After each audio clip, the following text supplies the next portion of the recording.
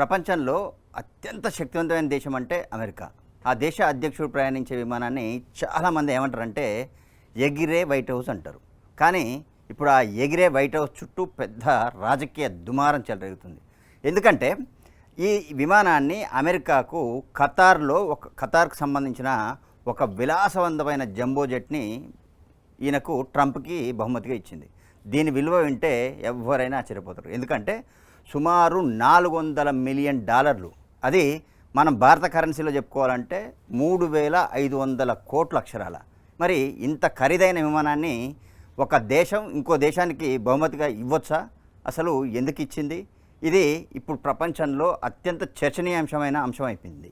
ఇది సాధారణ విమానం కాదు. వాస్తవంగా దీన్ని బోయింగ్ 747-8 మోడల్ అంటారు. దీన్ని అత్యంత విలాసవంతమైన విమానం. లోపల అడుగు పెడితే స్వర్గం కనిపిస్తుంది.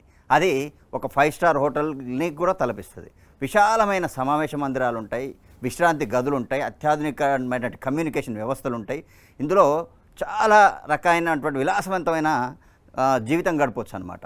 ఖతార్ రాజకుటుంబం ఉపయోగించే ఈ విమానాన్ని అమెరికాకు బహుమతిగా ఇవ్వాలని ఇచ్చేసింది. అయితే 2025లో అమెరికా అధ్యక్షుడు ట్రంప్ మిడిల్ ఈస్ట్లో ఇదే విమానంలో తీసుకొని పర్యటన చేసిండు. ఆ సమయంలో ఈ అంశము, ఈ ఖతార్ నుంచి ఈ విమానం ఇతని దగ్గరికి ఎట్లా వచ్చిందనేది వివాదాంశమైన ఒక అంశంగా మారింది. అయితే ఇప్పుడు అమెరికా వద్ద ఉన్నటువంటి ప్రస్తుతం ఉన్నది ఎయిర్ ఫోర్స్ 1 విమానాలు. దాదాపు 3 దశాబ్దాలకు సంబంధించి, అంటే పాత మోడల్కి సంబంధించినవి. వాటికి ప్రత్యామ్నాయంగా కొత్త ఎయిర్ ఫోర్సు విమానాలు తయారు చేయాలంటే వాళ్ళ దగ్గరగా ఇది చాలా టైం తీసుకునే ప్రాసెస్. సో ఈ నేపథ్యంలో ఖతార్ నుంచి వచ్చిన ఈ భారీ విమానాన్ని ఆయనకు ట్రంప్కు బహుమతిగా ఇవ్వడంతో ఇది చాలా ప్రాధాన్యత సంతరించుకుంది. అయితే ఇక్కడి నుంచే అసలైన వివాదం మొదలైంది. ఒక దేశం ఇతర దేశానికి ఇంత పెద్ద ఖరీదైన బహుమతిని ఇవ్వచ్చా, అసలు ఇచ్చినా తీసుకోవచ్చా అనే ప్రశ్నలు మాత్రం బాగా తలెత్తుతున్నాయి. ఉదాహరణకి అమెరికా రాజ్యాంగంలో కూడా విదేశీ ప్రభుత్వాల నుంచి బహుమతులు స్వీకరించడంపై నిషేధాలు కూడా ఉన్నాయి. అటువంటి టైంలో ఇలా ఎలా తీసుకుంటారు అనేది ఇప్పుడు ప్రత్యేకమైన టాపిక్ అయింది. న్యాయ నిపుణులు కూడా దీని మీద తీవ్రమైనటువంటి అభ్యంతరాలు వ్యక్తం చేస్తున్నారు.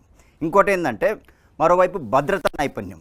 అంటే ఇందులో ఈ ట్రంప్ యూజ్ చేసేటటువంటి విమానం కంటే ఇప్పుడు ఖతార్ నుంచి వచ్చిన విమానం, జెట్ విమానము, అందులో కూడా విలాసవంతమైనవి ఉంటాయి. సమావేశాలు, సీక్రెటు, అవన్నీ కూడా సమావేశాలు ఏర్పాటు చేసుకోవచ్చు. అయితే ప్రపంచ దేశాలతో ట్రంప్ ఏర్పాటు చేసే మీటింగ్లు అత్యంత రహస్యంగా ఉండాలి. మరి అట్లాంటప్పుడు ఈ నిపుణులు ఏమంటున్నారంటే, ఎయిర్ ఫోర్స్ 1లో ఉన్నటువంటి కమాండ్ సెంటరుని ఇందులో అమరుస్తారు.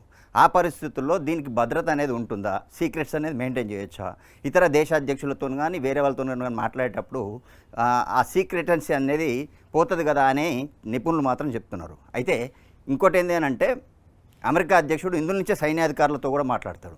అణుదాడి జరిగిన దేశ రక్షణ వ్యవస్థకు సంబంధించి కానీ కోఆర్డినేషన్ చేసుకోవడానికి అందరితోని దీంట్లో నుంచే మాట్లాడాల్సిన పరిస్థితి వచ్చింది. మాట్లాడాలి కూడా.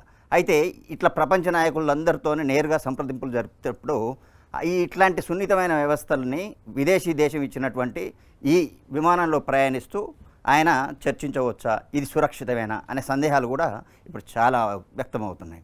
అలాగే ఈ విమానాన్ని పూర్తిస్థాయి ఎయిర్ ఫోర్స్ విమానంగా మార్చాలంటే, అంటే దీంట్లో మళ్ళీ ఆయనకు సంబంధించినటువంటి సెటప్ని అంతా సెట్ చేయాల్సి ఉంటుంది. ఇప్పుడు అట్లాంటప్పుడు ఇది ఎంత అయితే ఖర్చు అవుతుందో దానికి డబుల్ ఖర్చు అవుతుంది. అంటే ప్రత్యేకమైనటువంటి భద్రతా పరికరాలు కానీ ఈ రక్షణ వ్యవస్థను ఏర్పాటు చేయాలంటే ఇదే ఖర్చు అవుతుంటుంది అనమాట.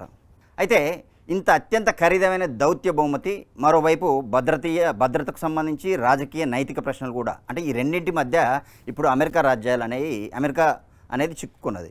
మరి ఖతార్ బహుమతిగా ఇచ్చినటువంటి ఈ జంబో జెట్టు నిజంగా అమెరికా అధ్యక్షుడు కొత్తగా, అంటే ఎగిరే వైట్ హౌస్గా అభివర్ణిస్తున్నారు. కానీ ఇది వివాదాల మధ్యలో నిలిచిపోతుందా, ఆయన దీన్ని యూటిలైజ్ చేసుకుంటాడా లేదా అనేది మాత్రం ఇంకా తెలియదు.